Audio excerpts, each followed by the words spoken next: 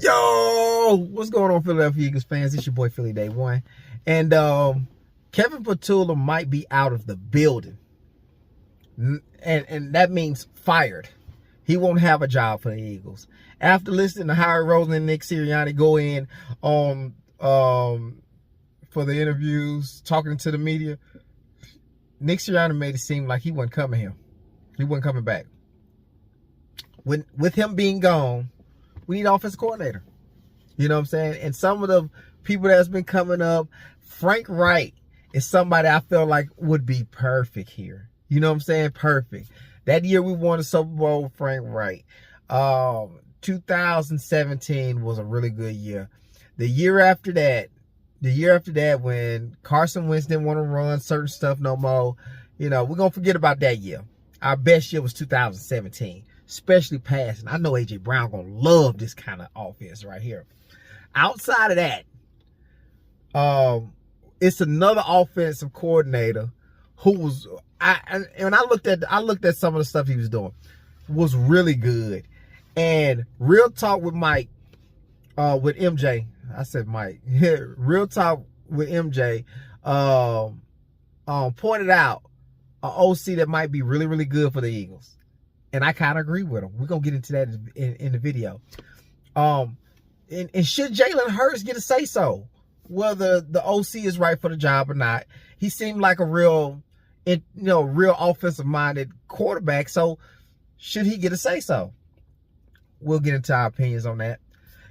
Jason Kelce was on WIP, and Jason Kelce dismissed all of the sayings about Jalen Hurts not being able to do certain things. I got that video for y'all. And for the last topic, Nick Sirianni, we got a video from Real Talk with Mike. I said it again, Real Talk with MJ. And he asks a question in which I really want to know the answer to. So if you're looking at the video, I want to know the answer to it. What does Nick Sirianni do well? As far as the team's performance, what does he do well? You got Mike Tomlin. You can kind of say, with a straight face, with Mike Tomlin, you can guarantee you're not getting 60 yards worth of penalties a game. What does Nick Sirianni does is strictly for the performance of the team that he does well for the team. We got a video on which after we look at that video, we're going to give our opinion on. So let's get into it.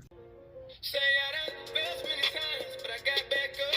I've been drugged through the mud, like it ain't been enough. I'm still going, still going, still going, still going, still going, still going, still going, still going. Then I done felt so much pain, but I wanna give up.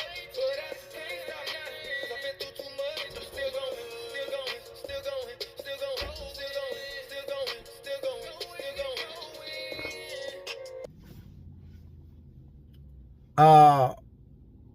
Let me run the video for y'all with what Nick Sirianni said to the media, and y'all gonna get what I'm talking about. I ain't gonna spend too long on it, but y'all gonna get what I'm talking about.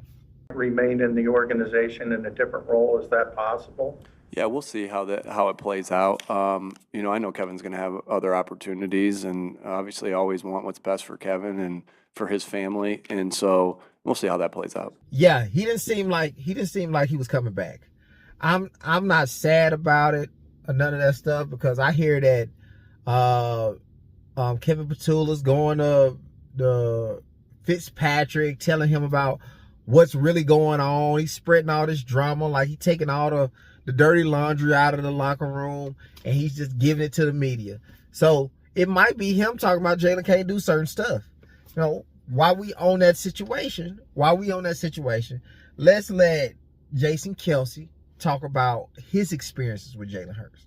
I also I don't believe that the narrative out there that Jalen Hurts can't do these things. I know that is one of them.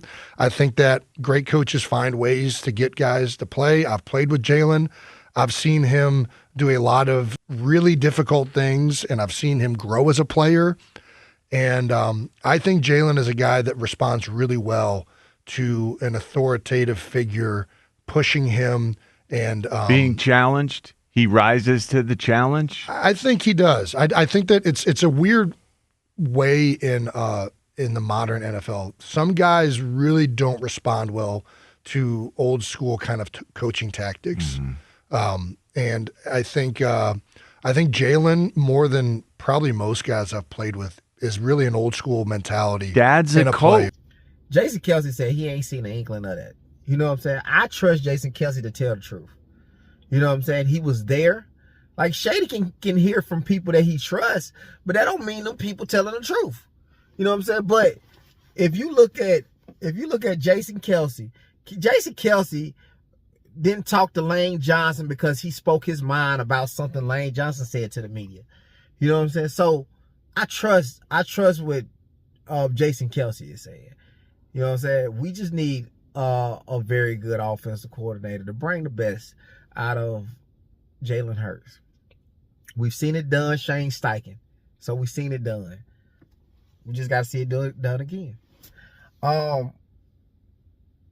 That offensive coordinator that Real Talk with MJ put up was Byron Leftwich. Byron Leftwich was the offensive coordinator for Jameis Winston, and he was the offensive coordinator for Tom Brady when they won the Super Bowl. If you look at how that team was run, I watched a couple of those games, and the way they was running their offense would be perfect. It's kind of like Frank Wright. When Frank Wright was running the offense in 2017, this was some of the same stuff.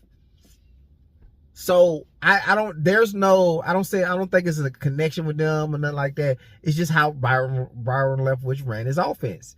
And that would be perfect for 2 wide receivers and a running back. That is supposed to be the main focus of the offense. Dallas Goedert, we don't know if he'll be here next year. So we can't really factor him in, but you know this. With that offense, it'll be based with 2 wide receivers and a running back. Now, the difference between the offense that he's used to running, you had Tom Brady running at one time, and then you had Jameis Winston.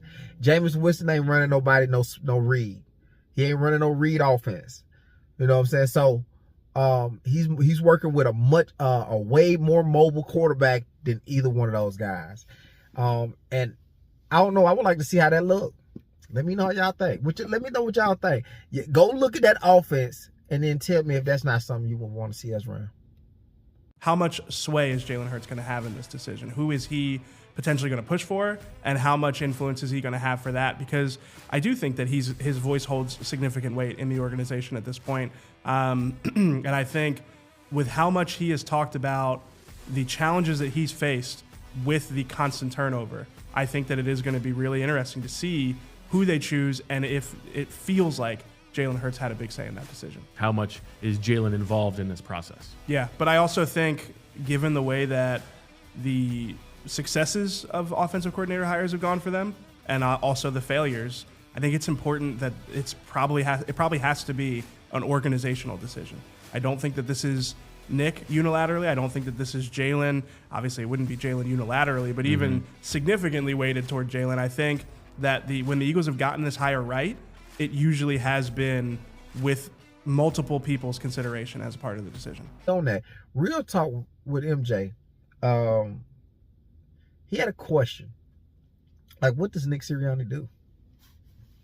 What does he major at? Like the defense, stuff like that. You know, Bill Belichick had that defense on go. Like, they had defensive coordinators, but Bill Belichick always had good defenses. Always had really good defenses. So, what does Nick Sirianni do? I'm going to run a video. Howie Roseman does the draft. Vic Fangio does the defense. And you don't want Nick Sirianni over the offense. Are they going to fire Nick Sirianni? No, they're not. He has the resume. Deep down, we know he ain't no elite coach. He's not. He has elite results. He's not an elite coach. Just not. Nick Sirianni, he got the resume. And folks love that resume. And whenever somebody says Nick Sirianni isn't that guy, folks say, well, look at the resume. He's made the playoffs every single year. Cool. Outside of that, what does he have to offer? If he was fired today, who's picking him up? He can't hire the right staff correctly. He doesn't know offense. He don't know defense. The team is not disciplined. What the hell does he do? And I'll admit, a Super Bowl blinded me. I thought that he was in the Sean McVay, Kyle Shanahan, Andy Reid. I actually said that he was over Kyle Shanahan. I let a Super Bowl cloud my judgment. I mean, I think that he brings a great culture. If you listen to the guys in the locker room, they speak what he speaks. Like how he talks is how they talk. Like Major Payne. If you ever seen Major talk, he said, "You will walk like me, talk like me, and you will be bald like me." Like he brings that culture, and he lets the team be themselves. Now that ain't performance based, but I think it go for something. I do think it go for something. Make people comfortable being themselves, which helps them focus on playing football. So I don't think it necessarily is performance based, but it helps with the performance base of that athlete. Now, I would love to hear what y'all think. Man, but that's kind of where I sit on it, with it.